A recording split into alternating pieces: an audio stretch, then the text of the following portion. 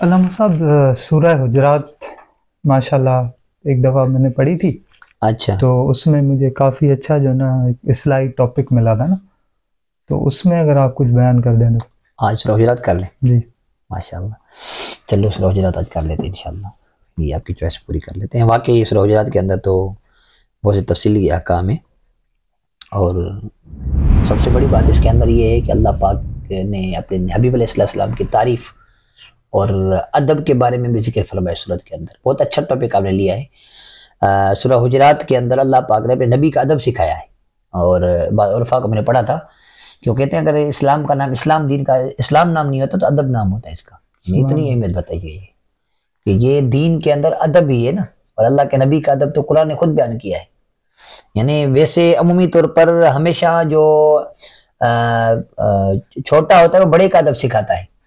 دنیا کے اندر دستور ہوتا ہے، جیسے باپ ہوتا ہے وہ اپنے استاد کا ادب سکھاتا ہے، اور استاد جو اپنے پیر مرشد کا ادب سکھاتا ہے، اس طرح ہوتا ہے نا. لیکن یہاں اللہ پاک کے ذات تو بلند و بالا ہے نا، وہ اپنے نبی کا ادب سکھا رہے ہیں امتیوں کو کہ امت والوں میں حبیب علیہ السلام کی اس طرح ریسپیکٹ کیا کرو، تعظیم کیا کرو، اپنے جیسا ان کو نہیں سمجھو. یہ تو قرآن کہہ رہا ہے نا. بالکل. پھر بھی افسوس ہے جو اپنے جیسا سمجھے. چلے پڑھتے ہیں. بسم اللہ الرحمن الرحیم. اللہ پاک کے نام سے شروع جو بہت مہربان نہایت رحم کرنے والا ہے. یا ایھا الذین آمنوا لا تقدموا بین یدی اللہ ورسولہ واتقوا اللہ ان اللہ سمیع علیم.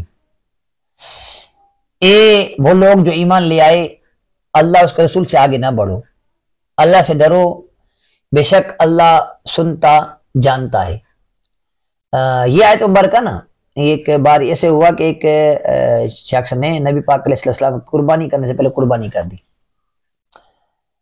تو اللہ پاک نے پھر امتیوں کو یہ بات تعلیم دی کہ اللہ کے نبی جب تک کوئی عمل نہ کر لیں تب تک عمل نہ کرو. عید بھی پڑھنی ہے تو اللہ کے نبی کی عید پڑھنے کے بعد عید پڑھو. اللہ کے حبیب علیہ السلام قربانی کر لیں تو اس کے بعد ہی قربانی کرو. تو یعنی کوئی بھی کام اللہ اس کے رسول سے آگے بڑھ کر نہ کرو. آپ دیکھو یہ جو کام کر رہے ہو اللہ اس کے رسول نے کیا کہا ہے. اگر حکم دیا ہے تو کرو، اگر منع کیا تو رک جاؤ. پھر اپنی عقل کے گھوڑے نہیں دوڑاؤ کہ یار میری سمجھ میں آتا ہے ایسا نہیں ایسا ہونا چاہیے. دانشور ہوتے ہیں نا کہلانے والے آج کل، وہ کہتے ہیں یہ ایسے نہیں ایسا ہونا چاہیے تھا، حالانکہ معلومات ان کو اپنی صحیح طرح نہیں ہوتی، نہ ان کی عقل صحیح ہوتی ہے.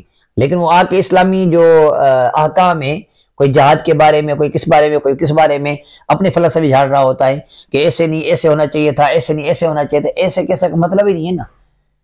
اللہ اس کے رسول سے بڑھ کر تو کوئی ہے ہی نہیں نا. تو جب قرآن نے کہہ دیا، حدیث میں آ گیا تو بات ختم نا. اب کون سے عقل کے گھوڑے دوڑا رہے ہو کہ ایسے نہیں ایسے ہونا چاہیے. تو تمہاری پالیسی تمہارے پاس جو اللہ کا حکم رسول کا حکم ہے اس کو ماننا چاہیے، اس سے آگے نہیں بڑھنا چاہیے. تو تمہاری عقل کی ایک لمٹ ہے. تو اللہ کے رسول نے جو حکم دیا ہے حقیقتاً انسان کے نفع کے لیے وہ ہے. اور آگے اللہ نے فرمایا یا ایھا الذین آمنوا لا ترفعوا اصواتکم فوق صوت النبی ولا تجهروا له بالقول كجهر بعضكم لبعض ان تحبط اعمالكم وانتم لا تشعرون. ایمان والو اپنی آواز کو نبی علیہ السلام کی آواز پر بلند نہ کرو اور ان سے چلا کر بات نہیں کرو جس طرح ایک دوسرے سے بات کرتے ہو. ان تحبط اعمالكم کہ تمہارے اعمال برباد ہو جائیں گے، وانتم لا تشعرون اور تم کو شعور نہیں ہوگا، پتہ بھی نہیں چلے گا کہ تمہارے اعمال برباد ہو جائیں گے. یعنی اللہ کے نبی کی تھوڑی سی بے ادبی کی نا تمہارے سارے اعمال تباہ ہو جائیں گے. اللہ کے نبی کی بے ادبی نہیں کرو، کسی بھی چیز کی بے ادبی کرنے کا حق نہیں ہے، اختیار نہیں ہے تم کو. ٹھیک ہے. اور ان الذین، یہ تو اللہ نے حکم دیا کہ نبی کی آواز، اب ایک واقعہ ہے ایک صحابی کی آواز بلند ہے تو وہ اپنے گھر میں بیٹھ گئے. سرکار علیہ السلام نے فرمایا وہ فلاں صحابی کیوں نہیں آ رہا. صحابہ کا معلوم کیا تو اس نے کہا میں تو منافق ہو گیا، میرے تو عمل برباد ہو گیا، میری آواز بلند ہے. تو صحابہ کرام نے نبی پاک علیہ السلام بارگاہ میں عرض کیا وہ یوں کہہ رہا ہے. تو نبی پاک علیہ السلام نے فرمایا کہ وہ مومن ہے. اللہ اکبر، کتنا خوش نصیب ہے، اللہ کے نبی نے ان کو گواہی دے دی کہ ان کی آواز بلند ہے، عذر ہے ان کا. اور اس آیت کے بعد سیدنا صدیق اکبر فاروق اعظم بہت آہستہ آواز میں بات کرنے لگے. راوی کہتے ہیں کہ اتنی آہستہ آواز نبی پاک علیہ السلام بات پوچھتے ان سے کیا کہہ رہے ہو. اور پھر ان کو انعام بھی ملا. جن لوگوں نے ادب کیا ان کو انعام کیا ملا، اگلی آیت میں اس کا انعام کا ذکر ہے.